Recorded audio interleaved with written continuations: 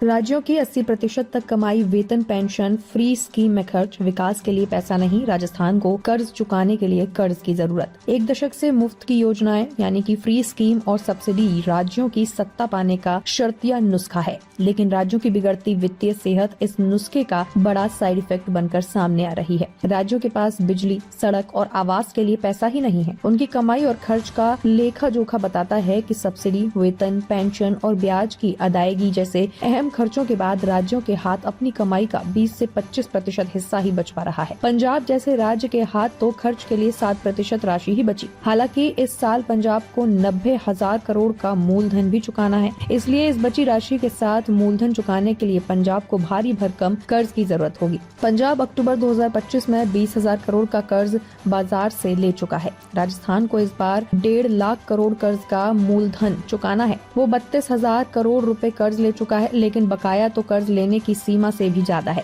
उसे कर्ज चुकाने के लिए भी कर्ज लेने की जरूरत पड़ेगी। मध्य प्रदेश, राजस्थान, पंजाब, बिहार जैसे राज्यों का कर्ज उनकी जीडीपी की तुलना में 1/3 के करीब है या ज्यादा है। ऐसे में इन पर आने वाले सालों में मूलधन की अदायगी का बोझ और बढ़ सकता है। बिहार में चुनावी वादे पूरे करने पर आने वाला बोझ राज्य के पूंजीगत व्यय का 25 गुना हो सकता है। राज्य दिवालिया हो सकता है। महाराष्ट्र और कर्नाटक जैसे बड़े राज्यों का अपनी कमाई का बड़ा हिस्सा केवल वेतन, पेंशन और अन्य जरूरी खर्च में चला जाता है। विकास के लिए एक छोटी राशि ही मिलती है। राजस्थान समेत कई राज्यों में 45 गीगावाट की सौर पवन ऊर्जा क्षमता अटकी हुई है, क्योंकि सरकारें बिजली खरीद समझौते पर हस्ताक्षर तक नहीं कर पा रही हैं। रिटायर्ड IAS और स्टेट फाइनेंस के एक्सपर्ट अजीत केसरी बताते हैं कि मुफ्त की योजना या सब्सिडी की घोषणा करते समय ये देखना जरूरी है कि आय के संसाधन कितने हैं। नई योजनाओं के साथ सत्ता में आई सरकारें पुरानी सरकार की योजनाएं बंद नहीं करती। सरकार को डर होता है कि कहीं लोग नाराज न हो जाएं। असम सरकार ने पुरानी सरकार की योजनाएं खत्म कर दी थी। दूसरी सरकार भी ऐसे कदम उठाए तो भी